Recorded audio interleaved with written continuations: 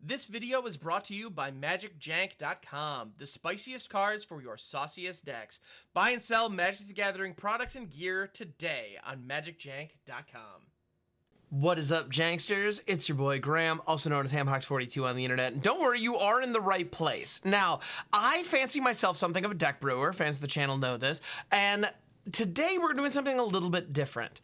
I'm going to go ahead and just full on net deck a top tier meta deck right now, and we're going to break down what makes it tick and then play a couple of best of 3 games. Part of the reason I'm doing this, one, if you are going to study and build your own decks, you need to understand what they're going to be going up against, and you can also learn a lot from the decks that are competitively viable, that score the wins in the tournaments. Understand what is it about them that makes them tick, and then see what lessons you can take back to your own brews. Also, I'm actually going to be starting very shortly here. I'm going to be writing articles over on playingmtg.com on the standard meta. And so as a result, I'm going to be studying up on said standard meta and playing through some games so that we can develop sideboard guides and the like. Definitely go check out the weekly tier list over there for articles that I put together, starting here in just a moment, starting with actually this one right here. I figured I'm going to be studying these things. I'm going to be playing games. Why not record them and put them out on the tubes for your enjoyment? So today we're looking at Esper Midrange. So this is a deck that you have likely seen. In fact, there are a number of different Esper variants that exist out there. We have the Esper Legends deck, which is all very low to the ground. That is almost exclusively made up of like legendary creatures and interaction, and it's very aggressive. We also have an Esper control list that is out there that is capable of wiping the board constantly, has a ton of counter spells, a lot of interaction, and it can just slow you down and stop you from playing the game effectively, as it basically just hits a Wandering Emperor, maybe a Locked Whale, and calls it a day. That's not what we're playing today, though. Today, we're doing the Esper Midrange list, which is kind of the best of all worlds. We have aggressive threats, we also have a ton of good interaction, and at the end of the day, this is a deck that can just grind out the opponents. You'll notice in the main deck itself, our interaction suite is at our lower curve. We have 2 cut downs, 4 make disappear, 4 go for the throat. We also have 4 Denix, you'll notice, which is similar to like the Esper Legends list. He's a really good utility piece.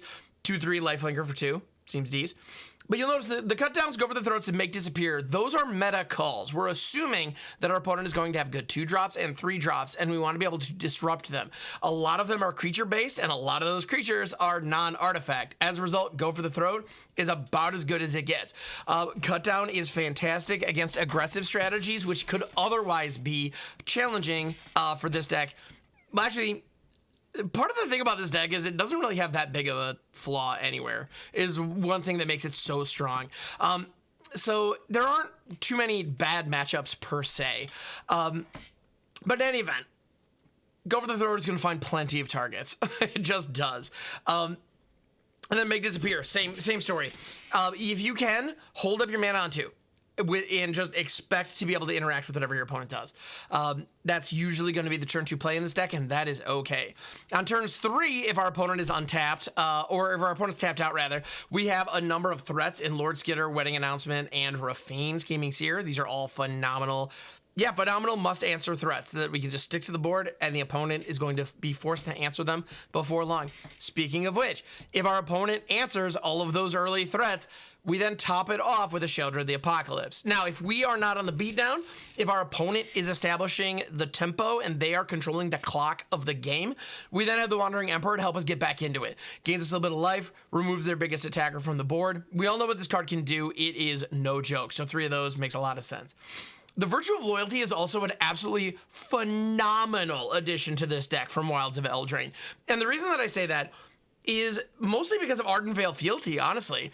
We're at a point right now in Magic where a 2/2 Vigilant Flash creature is just par for the course. Like, that's just normal now, and that is what Virtue of Loyalty brings us. And then on top of that, it gives us a 5-drop enchantment that, again, if our opponent doesn't answer it, they're just getting wrecked in the Virtue of Loyalty itself.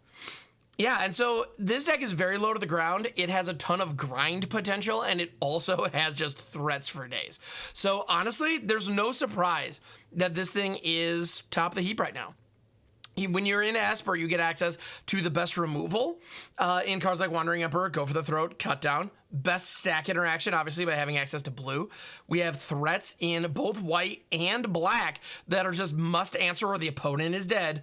And when you stack all those together, you just get a bomb of a deck. In our sideboard, we have Elspeth's Smite to deal with the aggro plan. More aggressive decks require more 1-mana answers, so we can up those, including Cut Down as well. Those are great, again, against those early aggressive threats. We also have Disdainful Stroke.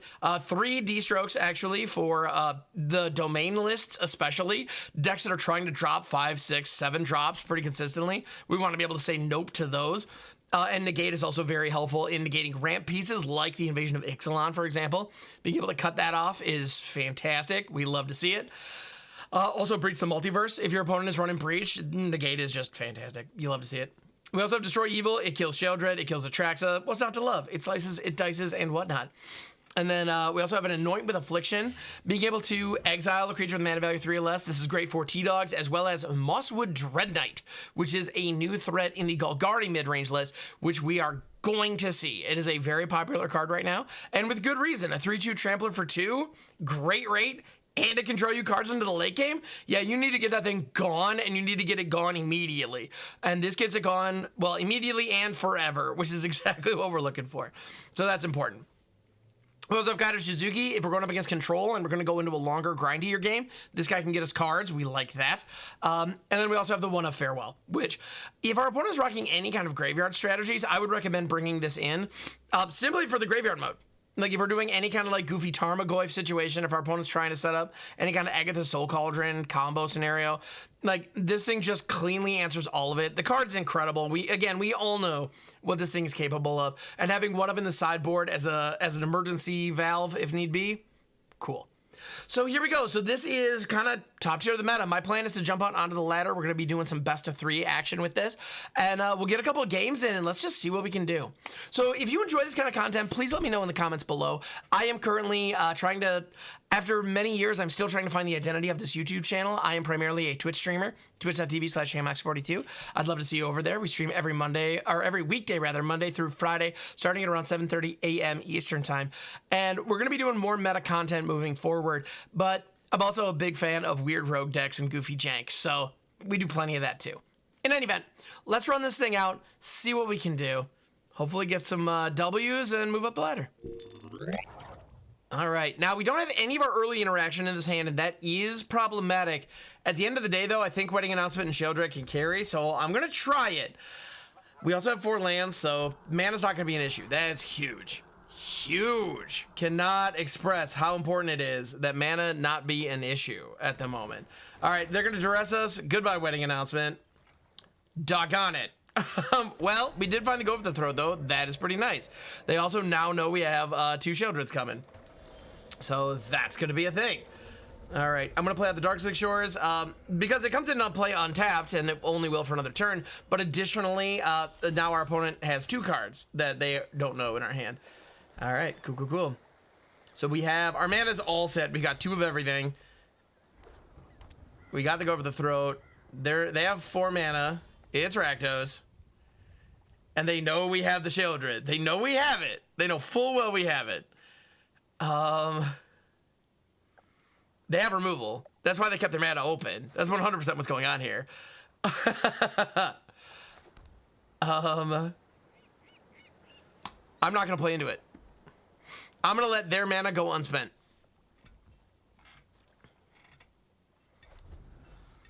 I can do this all day, dog. You're not threatening me. You're not pressuring me. I can chill. Confation Explosion?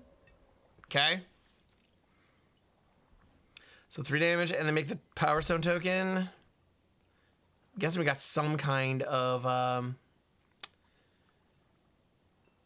yeah, I'm guessing we're working with some kind of ramp deck.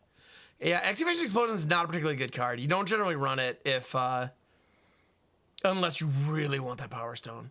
Like, you really want that Power Stone. I'm guessing we might be trying to work up to a portal or a Skittering Battalion kind of situation.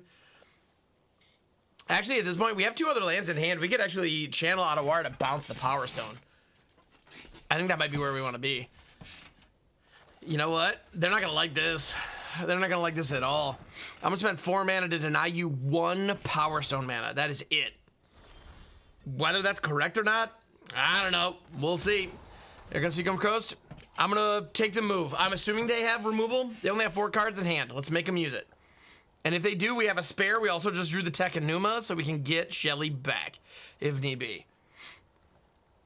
Now, normally, I would not lose a resource as valuable as an Otawara to just answer a Power Stone. However, that is literally the only thing this opponent had.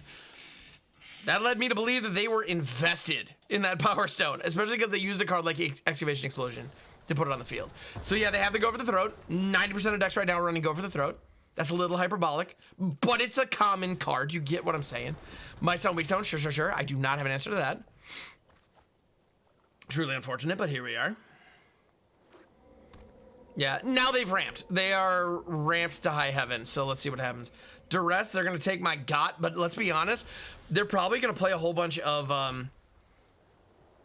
Yeah, at this point, I am fully expecting artifact creatures anyway, so Go for the Throat's probably not that good. All right, Shelly's live. We also have Dennick back.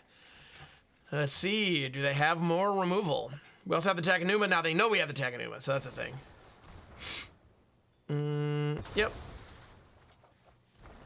We sack Dennick here, so be it. Sheoldred's Edict, not getting Sheoldred this time. Alrighty, bro. So they have 5 normal mana plus 2 Power Stone. So they could hit a 7-drop creature right here. But they don't. That's nice. We like that. We take those. Here comes out Raffine. Scheming's here. You'll love to see it. They have 2 white open. They have 2 white open.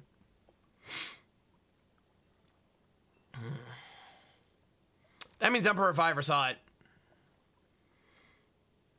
Do we attack into this? You know what? I'm gonna make him have it. We're gonna get the Connive off Raffine. I'm gonna go ahead and I'm gonna drop the Go for the Throat. Being able to Takanuma back our other Sheoldred is really important here. Oh, it's Kenzik. Great. I can live with that. That's cool, dog. Yeah, we got a couple dudes. Rock on. Whew. We didn't get Empt today. That feels great. Now, I could play this out as a land and bring out Dennick, but I don't think I want to do that. I think I would rather hold this back. With the cost reduction, this also only costs us 2 now, because we have 2 legendary creatures on the field. So if they do try to kill Sheoldred, we can Takanuma our other one back and feel very good about it. Note, it does not target, so even if we had Dennick online, it'd still be fine, because we choose it. We don't target. It's a minimal distinction, but it does matter. Bloodthirsty Adversary, okay. They got some goodies in that yard. They got some big time goodies in that yard. Let's see what they go grab. They have to Go for the Throat and Sheoldred's Edict. So, yep, sure enough. So I'm gonna rock this out right now. Grab up our other Sheoldred. Yep. Edict time. Well, fun fact though. Oh, never mind. Yep. Yeah, they stacked those correctly, so I did not get to know the target before I could sacrifice. That was clever on their part. As much as I hate to admit it, it was darn clever. Here comes Shattered the Apocalypse, and they are in top deck mode. We're gonna hold the Virtue of Loyalty back. No need to rock it out just yet. All right.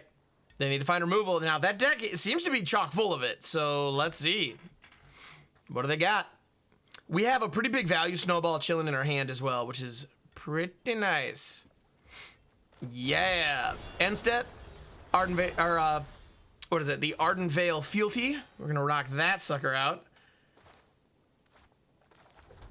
And no need to attack here. Instead, we just drop the Virtue. Sit back. If I attack with Sheoldred, they'd be able to double block. That's the last turn they'd be able to do that. They'd lose their entire board, but we'd lose a Sheoldred. Not worth it. All right, there we go. We've got the value snowball. They need to answer it. And we can also bring Dennick back next turn. Like all of the cards in this deck are worth 2 cards. All of them. That's one of the things. They're all worth 2 pieces of cardboard at least. And here comes Raffine. I always have to roll that. I can't help it. It's a thing. All right. And away we go. Do I want to send those in? Honestly, I think I do. They might have Wandering Emperor or something like that, but if they do, I mean, good on you. They could also have more damage spells. That is a possibility here, which could be bad. You know, if they hit a, or is it the Power Stone Excavation or whatever on Sheoldred, they could kill her here, which would be a little problematic. But instead they're going to go for the double tap on the Knight. That's reasonable. And I'm okay making that trade. Getting rid of their entire board and all their blockers for the cost of one Knight. Yeah, that's fine. There we go. And this is doing what this deck does. It is powerful. It is consistent. We were getting good value on all of our hits. I mean, no surprise. Esper Mid. It's the real deal.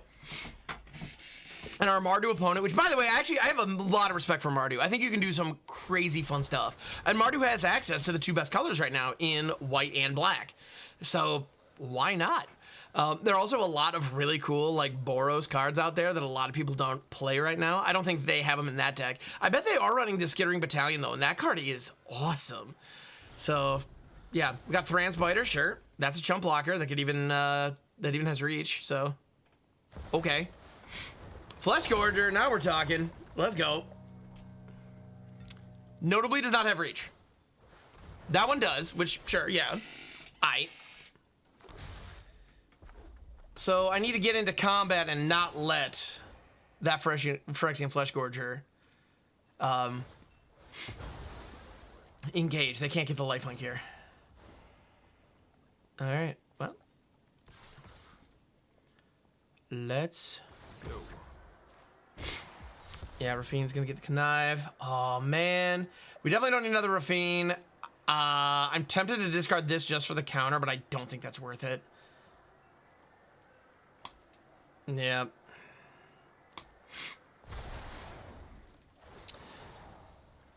Actually, no matter who they block, they're gonna be dead on their upkeep because of the, or on their draw step rather, because of Sheoldred. Yeah, they're dealt at least 3 damage, so we got it. Yep. Yeah, so they're gonna be dealt 4, they're gonna go down to 1. And unless the card they draw can gain them instant speed, unless the card they draw can gain them instant speed, what's the word I'm looking for? Life. They need to gain life at instant speed, otherwise we got it. Ding ding. Sheoldred just does what she does. Yep. Alright, now if the card they drew could have gained life, you know, I've seen, like, Herd Migration come up off the top and do some phenomenal work in that scenario. Now, in this situation, they have the Flesh Gorger. I think D-Strokes are going to be awesome because they're clearly ramping to the moon.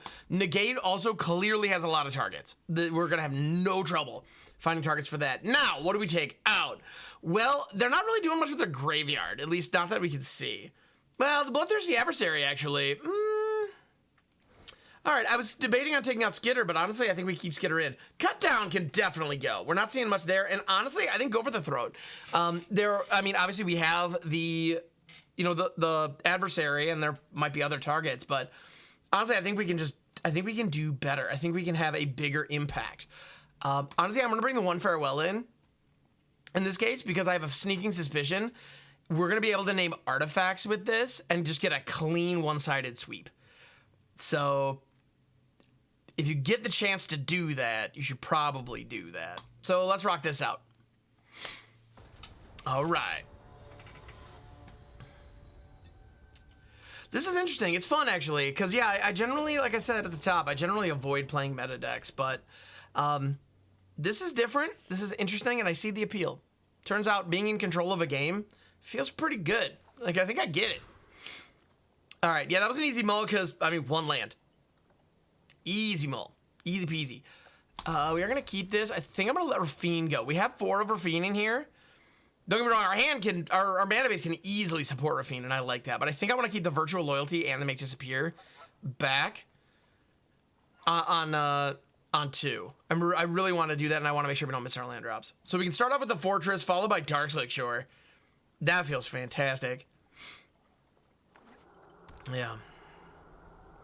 Blackleaf Cliff's coming down. Do they have any 1-drops? Oh, there's the Duress. I feel that virtual loyalty is no more. That feels like a clean 2-for-1 for them. So yeah, they should do that. That D-stroke, I sure hope is gonna find a target later. I think if we can hit like a Mightstone Weakstone with this, I'm gonna feel real good. Or if they try to full cast a Flesh Gorger, being able to say nope to that is also fantastic. Also have negate. Holy cow, that stack is mine. I'm not letting you resolve a thing, dog. All right. Yep, and they know it. They see we have to make disappear. They don't even bother casting into it, and they shouldn't. That makes a lot of sense. All right. So now here comes the question. When we get to turn 4, do we just establish Sheoldred? Honestly, I think it's going to come down to what happens here. They chose not to play anything. As a result, I think we just sandbag it, because next turn is turn 5. If they have a, I mean, they might have some instant speed stuff right now, or at the end of our turn, in which case, great, we can step in and say something about it. And even if they don't, this is Mightstone Weakstone. This is the Mightstone Weakstone turn. They know we have to make disappear. Bloodthirsty Adversary, going for the duress. Copy them. You may cast. Okay, that is cast. Good. Cool. So here's what's gonna happen. They're gonna cast duress, and I'm gonna cast make disappear on their duress. Yep, because now they're tapped out. I don't want them to know we have the D-stroke and then negate. I want them to walk into it. Yeah, while this is on the stack, just nope. Get it gone. All right, we do have a little bit of a slowdown with my client, because that happens sometimes. I wonder if I might need to upgrade my RAM. Certainly couldn't hurt. All right, that was cool. Yeah, so we crashed there. The duress did go through. They stripped the negate. We were trying to counter it. The game did not let it resolve, so sorry about that, everybody. That was awkward and unpleasant, but here we are. I'm certainly not a stranger to things that are awkward and unpleasant. But here, that just is what it is. All right, so Dennick's in the house, and we've got D-stroke and make disappear back. I'm a little frustrated about that. Again, not a big deal. Technical issues. Opponent gets a slight advantage. I have won plenty of games because my opponent, crashed. It happens. It sucks. But it is what it is. So, all right. So Bloodthirsty Adversary crashing on in. They still have 4 mana back. Also, you notice we are now a Johnny, because that's what happens when the game crashes. You just get to come back as a Johnny. Yay. All right, now if we can play out a land, we'll be able to rock Sheoldred and hold one of the counters back. They probably have removal. That adversary is on... I should have specified. I meant untapped. An untapped land. So instead, I'm going to bring out Dennick. Now, we don't have the counters up for a turn. They know we have them, and they know we don't have them up for a turn. Now, the reason I chose Dennick there instead of Shelly is because, well, if Dennick dies, I'm not as worried. I'm not as concerned. It's not a big deal. Additionally, he is big enough to kill the Bloodthirsty Adversary. So, we take the trade here. Sucks, but it is what it is. And we just draw more counter spells while they now have a Phyrexian Flesh Gorger online. That's too big, we can't answer it. So, they timed it correctly. We need to find we don't have that many kill spells, but we need to find something. Our one of Farewell. At this point, yeah, actually, our one of Farewell, I think, is the only targeted removal. I ended up stripping... I ended up removing most of that stuff. Yep. Gix's Crest is going to pull this counter, and I'm not happy about it. Actually, I probably should have let that resolve, because now they have mana open, and I don't. Yep. That was a dumb idea, but... Well, okay, I couldn't have countered that anyway. And they've got Cityscape Leveler in the yard. All right, I think we're moving on to game 3. Because they're going to be able to swing here. Yeah, I took all my removal out in favor of all the counters. That, yes, never mind. We're fine.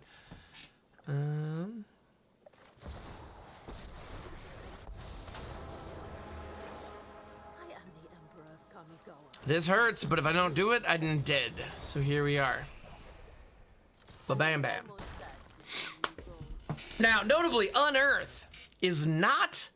actually, no, we're still dead here if our opponent doesn't screw this up. Unearth is an activated ability. It is not a spell. As a result, there is not much I can do about it. What do they have in there? A whole bunch of kill spells.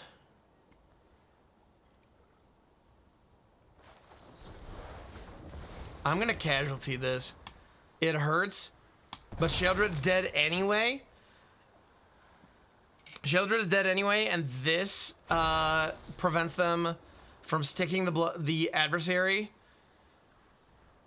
And yeah, so they just get a 2/2 here, which honestly might be enough. It might be enough. Because I'm at 4 after all. And yeah, so they're going to go after Wandering Emperor. It makes sense because that could have gotten me a blocker. Rafine is definitely welcome. It's a good size blocker. I like it. But now they have the Unearth and there's nothing I can do about that. So if they choose to just do that, they win. Or they can just cast it. So I can counter the Cityscape Leveler so I don't die immediately. Yeah, that Ward 1's not quite enough. Well, I would have died immediately anyway, but I can counter that Cityscape Leveler, so now it's in the graveyard, but... Yep. This isn't looking good. Again, outside of that farewell, I don't think we have an out here. I'm completely tapped, dog. They've done a great job of limiting my options. Cityscape Leveler, what if Meteor Golem, but good? It's very nice. I'm a big fan. But yeah, Rafine, that is not going to do the job. They got it. Let's move on to game 3. All right. We had the Restless Fortress in the mana base, but I don't believe it would have made a difference. The drains could have been okay, but... yeah, I wasn't sold. Honestly, that darn Go for the Throat might have been valuable. Annoying with Affliction can hit a small Flesh Gorger. Yeah, I've got too many big things, not enough action. I'm gonna bring the Go for the Throats back in, because doggone it, that adversary had my number. I sideboarded in such a way that I could not deal with it once it hit the board, and yeah, that was problematic. Our opponent also brought in a crap ton of hand hate, and they took advantage. They used the information that they gleaned, and I was up the creek. All right, so this hand's a little more aggressive. We don't have any counters until D-Stroke. As a result, we don't really have any counters. But we can establish Dennick on turn 2, and we're on the play, so that feels pretty good. And then we also have the Virtue of Loyalty back, so we can establish, again, more stuff online. Hopefully, we're going to be able to draw into some lands and get up to Wandering Emperor and Sheoldred. They're 2 of the greatest cards in the game right now, so counting on them is not a terrible idea, in my opinion. Honestly, I think the 2 All-Stars are standard right now, by far, and just by a mile. Sheoldred the Apocalypse and the Wandering Emperor. Yeah, they're going to take the Virtue here. Yep. Is their sideboard nothing but hand hate? That sure is how it feels. And I gotta be honest, not a fan. Only because of what it's doing to me, by the way. I'm not saying they're doing anything wrong, because clearly it's working. But, yeah, doesn't feel good. That's all. Does not feel good. Rafine. Yeah, that's right, I'm rolling it still. All right, here we go. Rafine, the Scheming Seer. All right. And this is going to give us an opportunity to connive with Dennick a little bit, draw and get some more lifelink, assuming it sticks and survives, which our opponent has 2 mana, including black mana. So we're there in a situation, do you use the Go for the Throat on the Dennick, or do you wait until you can pay the ward and hit the Rafine? That is the question. If I'm in their position, I'm probably hitting Dennick here, because this swing, it represents a potentially, 6-point life swing by striking for 3 with lifelink. That's a big deal, and that could be the result. So sure enough, they go for the Dennick, and this also denies connive. So there's some selection I don't have now. That hurts, and they're gonna pilfer. All right, that it's just handhate.deck. Pretty good, it turns out. Definitely good enough to do me in, but notably they missed a land drop, which means this D-Stroke can hit the bricks, and I'm not too worried about it. All right, slappity slaps. Now, we also miss a land drop, which feels real bad, but we're up 3 as compared to 2, and we have a threat on board, so that could be the difference. The bloodthirsty adversary. This is just a 2/2 here. Yeah, you got it, Doug.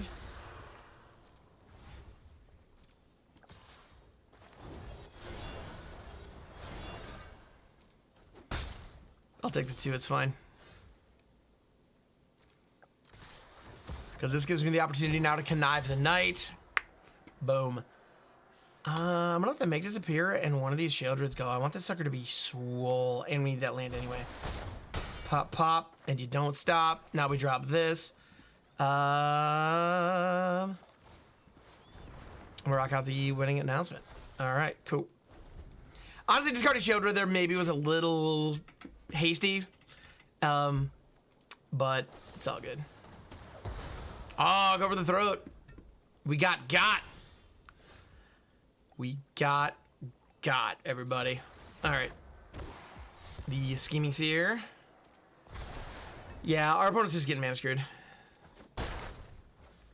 This is just good old-fashioned garden variety mana screw. Should have played out the shores, whatever, it's fine. I'm clicking too fast, that's all. I'm just... Automated Artificer, that can produce mana, and mana is the choke point right now, so I'm going to cut them off of it. They can slap me for 2 here if they want, but it's probably not worth it. Yep. Yeah, and now I should have held that, but whatever, it's fine. That D-Stroke's a completely dead card. We're offering the trade here. Let's see, do they take it? They also know I have an Emperor in hand. I have no reason not to do this. Yeah, that's good for you too. So that was just mana screw. So there was a little bit of a technical error in game 2.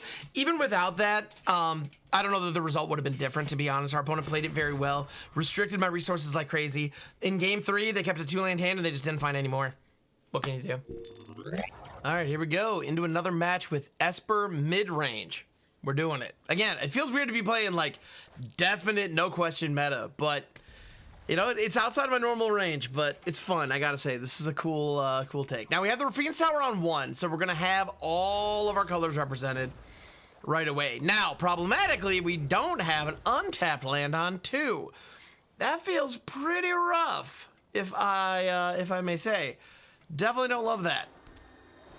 Yeah, meanwhile, our opponent here, it looks like we are probably rocking a genuine mirror match.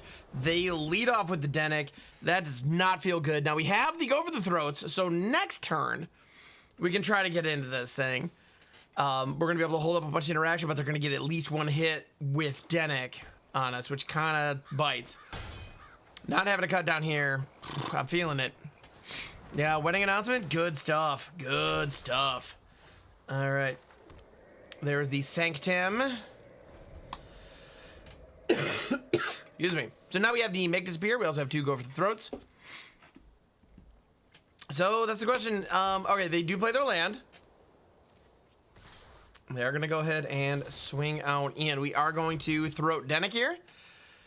Probably should have before the attack, because now they're going to draw a card off the wedding announcement, which is a little suboptimal, but... so yeah, that was an opportunity for me that I missed. And now they have the 3/2 Denick, which is also problematic. Now we have the cut down, which is pretty freaking sweet. That feels very good. Very, very good. So now, going to start a combat before attackers. We're going to cut down Denick. 1 mana, get that 3/2 flyer out of here. That's about the sweetest deal that we can get off a cut down. Now a 1/1, not worth our time, so come on in, Doug. I mean, we could have virtued here, but I want to keep up the Make Disappear and the Go for the Throat in case of Sheoldreds or anything of that nature. All right. They're going to rock out a dude, and then before we're all said and done, we're going to make a knight. Something. Holy wow. I'm just going to keep up all of our little 2-mana Gugas here. I'm going to go ahead and offer the trade. Let's see if they take it. They don't have to. Sure. Fair. We got more where that's coming from. It's fine. It's fine. We will be fine. All right. Still holding up the Make Disappear and the Go for the Throats in case of shenanigans and or chicanery. Got to be ready for both shenanigans and chicanery. Yep, so here comes the knight. Is going to eat a go for the throat. That is fine by me, honestly. Yep.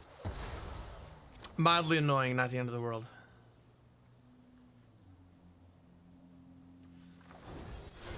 I'm going to try to rock out another one. This is all before blocks. Now, part of my hesitation there was we're down to only one mana open now, so if they had to make disappear, they could have hit that and gotten what is effectively a clean 2-for-1, getting the Virtue of Loyalty off the field. So that would have been a bummer. Not the end of the world. I am going to take this trade here, minimize the damage, reduce our opponent's resources. They're going to Aganjo our knight. Wow, they do not want these dudes dying. Like, they really do not want those dudes dying. So I'm going to go ahead and pop one of them right now while the shields are, like, definitely down. And then we'll go ahead and pass. We could have popped the other one, but I think we might have a better shot. We might have better targets. But you know what? Now I'm just going to go for it. We're just going to get all those critters off the board. We're down to 1 mana. Not ideal. Our shields are down. We do not have access to this counterspell in our hand. All right. Phyrexian Missionary. Huh. That was not a card I expected to see today. Here comes Rafine. The scheming's here. All right. They're going to try to cut it down. And they can pay for this make disappear. Unless I casualty it, but that's just dumb. I'm not going to do that. Yeah. Rafine dying to cut down. Woof, that hurts. That was perfect. And so at the end of it all, our opponent is the one with the threat on board. Feels pretty bad. It's pretty bad, if I'm honest. All right. Yep, there's bigger for the moment. Come on in. Welcome to my face. I'm trying to play this virtual loyalty. I need this, dog. You have no idea. I mean, you do know. Actually, no, opponent, you perfectly well know how much I need this. Sheoldred's Edict, one of the best pieces of removal in Standard. Kind of amazed this deck doesn't run those, at least on the sideboard, but that was the list we grabbed, so. Yep. I just need a body online. At the rate of our opponents going, they're going to have an answer for this too, though. We have to make disappear, which is decent, but at this point, they have all the mana in the world. I probably shouldn't take this, but I'm going to. Ayo. Yeah, no. I gotta counter this and just hope we find a Sheoldred or something like that off the top.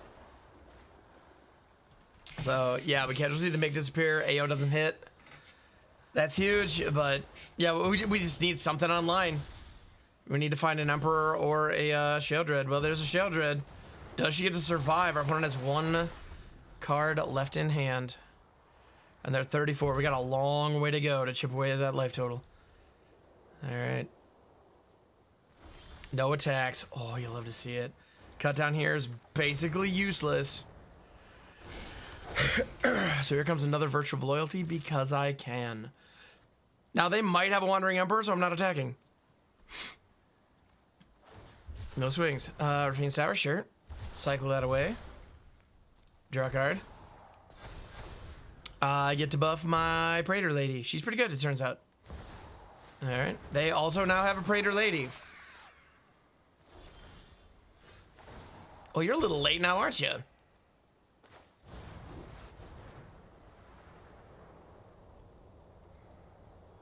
I'm gonna try to rock out another Virtue. Let's get 3 Virtues live, because why not? Now we, like, doubly can't afford to attack, because now if our Sheoldred dies and theirs doesn't, the Phyrexian Missionary just gets to carry the day. And realistically right now, that's kind of what we're looking at. So this is gonna force my hand. I need to block here, otherwise I just die. So we got a Sheoldred trade. If they can follow it up with another Sheoldred or anything like that. Yeah. We got Bub Kiss. No creature lands, no cycling lands. Ended up, the 3 Virtues were like fine, but they just couldn't carry. Yeah, so no, that was unfortunate how that lined up, but it is what it is. Honestly, against this guy, we've got Shelly's, we got Owls. They got removal for days. So I kind of wish I had Duress in here to pull those in. Negate could find some targets. Kaito also could end up being a mirror breaker here. I'm gonna bring in Kaito. I don't know that, although cut down. Actually, you know what? No, cut down finds a lot of targets if we can get it early. I'm also gonna. We don't need 4 virtues in this match. We just don't. They're good, but are they that good? Probably not. Let's go down to. Yeah, I'm gonna go down to 2 virtues, bring in 4 cut downs. I wanna be able to tangle with their removal. I'm looking at Kaito. He looks intriguing. The smite could also be real good. You know what? I'm bringing the smite in. I'm gonna go down by 1 Denic and 1 Raffine. Let's try that. We're not losing a lot of our heat. We're just kind of like thinning it out a little bit and giving us some more interaction. Because right now we saw our opponent was able to get an early threat and just, you know, that seems to be the weak spot. Is if the opponent can find an early threat and establish it, then we might have a rough go of it. That seems to be the deck's biggest weakness. All right, but we have to make Disappear up. We even have to Smite up if need be, so that's nice. Okay. Here comes Lord Skid of the Sewer King to eat the interaction that they're holding here. Yep. That's a Make Disappear that's not hitting our Sheoldred, so that's nice. All right, there's a Raffine. The scheming's here. Yeah, Raffine is gonna go ahead and eat this.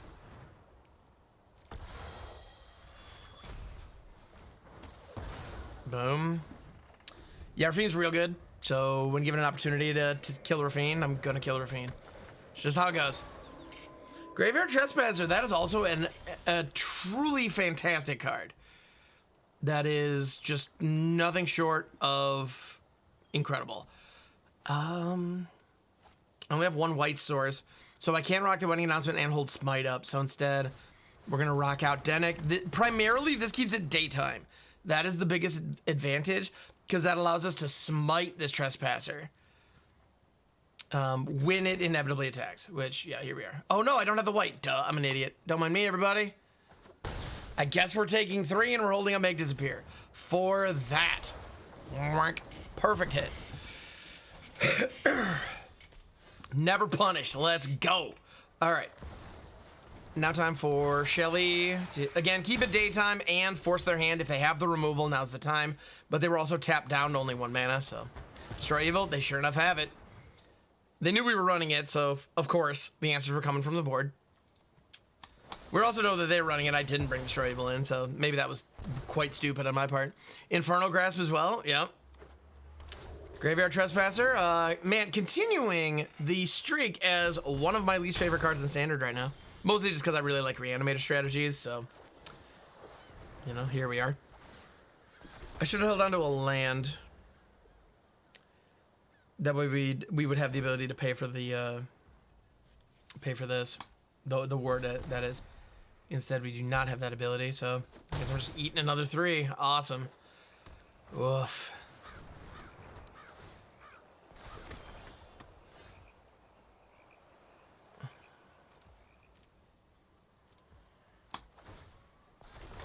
Okay, here we go. Nighttime. Boo earns.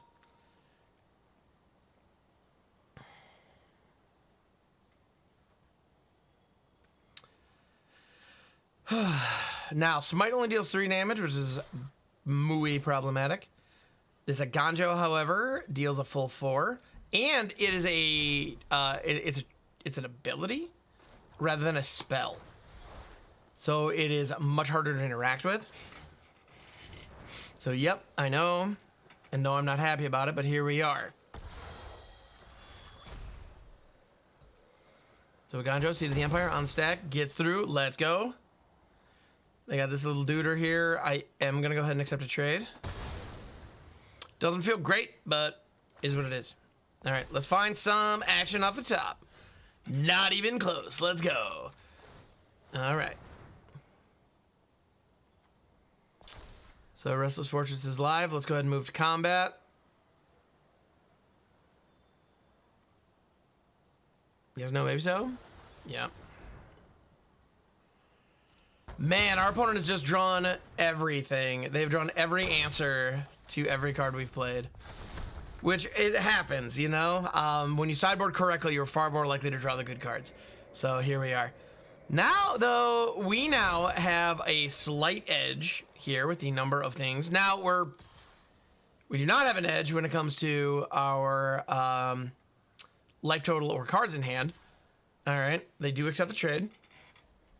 Just kidding, they have a Wandering Emperor. Oh, they're going to destroy evil.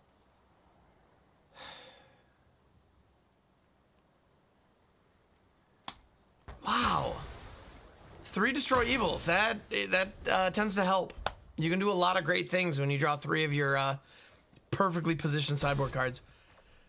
And they did a good job of targeting the Anthem there, and then we draw land. Yep. Honestly, I believe this is all she wrote. I can't imagine us coming back from this at this point. They have enough land, so this makes disappear. Might as well. We might as well have 0 cards in our hand right now.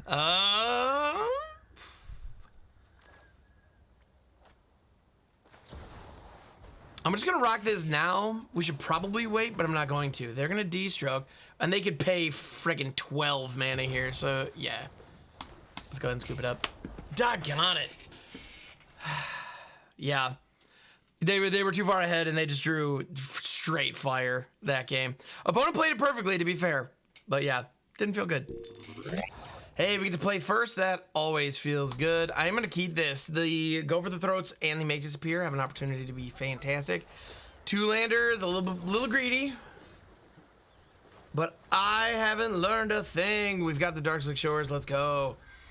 Bozan, is it so far? Looks like we're doing Jeskai. Perhaps some Jeskai Dragon action. Those are always fun. Does this Virtue of Loyalty get countered? If it does, Lord Skitter sticks, and that feels great. Yep, they're gonna. Oh, bring the ending. They're going toxic. All right, we're gonna get skits. Boom. Bring the ending is interesting. I'm very curious. Are they going for the Spellslinger like Prologue to Phyresis route, or are they gonna try to establish some kind of toxic creature? In these, you don't usually see the toxic deck without green in it, so that's interesting. Which, I mean, hey, there's always a first time for everything. Let's go. Pop, pop. Now I'm going to try to play out the wedding announcement. It's probably going to eat a counter as well. Yep. The same counter. Nice. All right. What else you got? No Emperors for me? Okay. I really wanted that wedding announcement, but I have a threat online. I can punch through if need be with this. Let's keep it coming. I'm just gonna hold up the Make Disappear, the Go for the Throats, and even the Loyalty here. Experimental Augury, sure. I'm not poisoned yet, so I'm not worried about the proliferation. Keep it coming. Make Disappear with these rat tokens is also fantastic, because we have the ability to casualty it with minimal cost. Sunfall? Oh yeah, all day. Nope, nope, nope, nope, nope, nope, nope, nope, nope. And then I'm also gonna do this. Yeah, we got a big old scoops. So this is some kind of poison control. We haven't seen any of their poison generators. I mean, Negate seems kind of like a slam dunk home run all day, no question. I'm gonna take the cut down out, but I'm leaving the Go for the Throat in. We saw literally no creatures that game, but I will be shocked if they don't have any. Absolutely shocked. That said, I mean, we didn't see any, so I will pull down 2. I'll keep 2 Go for the Throats in. I'm gonna bring Kaido in as well, though. All right. Would it make sense to have a D-stroke in here just for those board wipes? Probably not. Probably not. We also saw no plays on like turns 1 through 3. So it's reasonable to assume that their curve is very, very high. And so those D-strokes might have actually been correct. This hand looks like gas. I mean, it's a good thing. It looks gaseous. That doesn't sound good, but it is, I promise. All right. Yeah, Rafine's Tower on 1 into Plaza on 2. We got Negate live. Underground River's also here, I guess. So, cool. Alright. What you got, homie? Forge? I'm gonna negate that all day. Urbrest Forge represents a whole lot of heat that I don't want to take. Alright. Sanctum. Rafine. Big fan of Rafine. Alright. What do we got here? Denik. Denik. What up, Denik?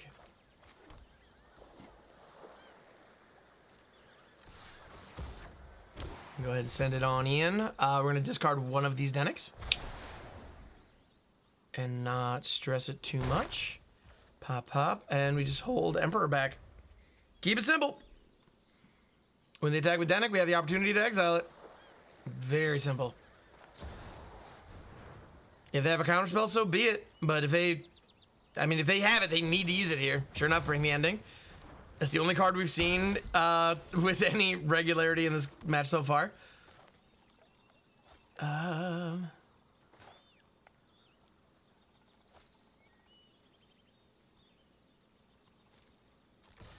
ahead. None of these could have attacked it anyway, so we might as well just swing. Find another Denik. Yeah, that's fine. All right. Bam, bam. An opportunity to rock out Kaito Shizuki. They found a Disruption Protocol. Interesting. So that does cut off a source of card draw, which is mildly problematic, but not the end of the world. Again, they're clearly going for the Toxic plan, but I'm guessing they have Prologue to Phyresis and Proliferation effects. They're going to strangle my Denik. Very annoying. Very annoying.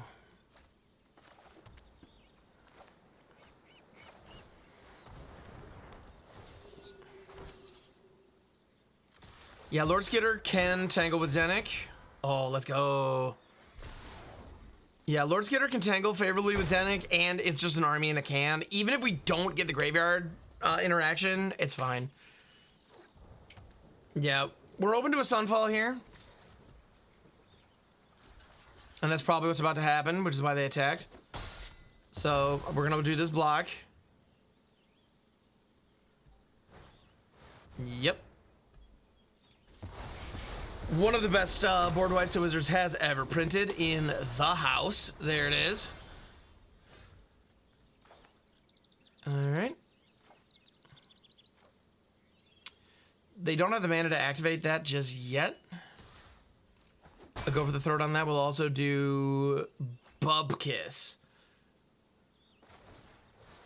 I'm gonna go ahead and pull Denik right now and keep the go for the throat back just in case. Chances of it finding a target, well, I mean, if they disturb Denik, that'll do the job. Chandra, that's probably gonna be my death if they have anything to follow this up. Like, anything at all. I mean, even just a down tick to just pop some dudes is gonna be devastating for me. Yeah, -2, just blow up my board. I don't have a clean answer to that. That hurts real bad. That hurts real, real bad. And we are drawing Bubkiss as well, which is not ideal, obviously. All right. +1, they're gonna dig for some spells, and they found them. Holy crap. Lightning Strike, Sacred Fire. They're gonna be able to double dip on those with Chandra down. Yeah, that's... If they're gonna have to screw this up in fantastic, beautiful fashion for that not to be GG.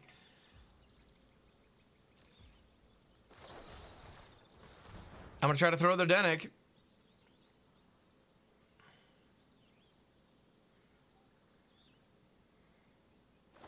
I was about to say, are they not gonna cast those spells? They're right there. Yeah, Sacred Fire on Denik and my face. Perfect. Gain 4 total life, remove my only threat. Yeah, that's cash money in the bank right there. All right, well. We can do this and this. Problem is, Chandra allows for you to target multiple things very easily. So, yeah. And they just have another Sunfall. They're going to hit it twice for good measure, just because. Yeah, I think that's going to be game. Those Sunfalls were absolutely devastating. Honestly, we didn't stand a chance. They just find some removal, but I don't have any threats anyway. I might as well just throw this down so they can exile it next turn. Yeah, we're not at absolutely nothing. It's just these mid-range battles usually come down to just who is left standing with a resource. Because everybody just has a million pieces of interaction and a handful of threats. And it's like, well, who is left holding the threats? And it turns out Chandra's a fantastic one. And because she's not super popular in the current meta, we don't have good ways to deal with her aside from just having creatures on board. But our opponent is running what appears to be 4 Sunfalls to make sure that that doesn't matter. Us having creatures is irrelevant. Yeah, like this should be decent, and it's really not. Yeah, they have a Bring the Ending on reserve. I don't know why they bring the ending. I don't see any toxic stuff. So, like, Bring the Ending over Make Disappear makes no sense to me whatsoever. Yeah, I'm very confused. Because, like, I'm going to be able to pay for it if they drop it here. Which they should. But then they can just burn my Emperor, so... Yay.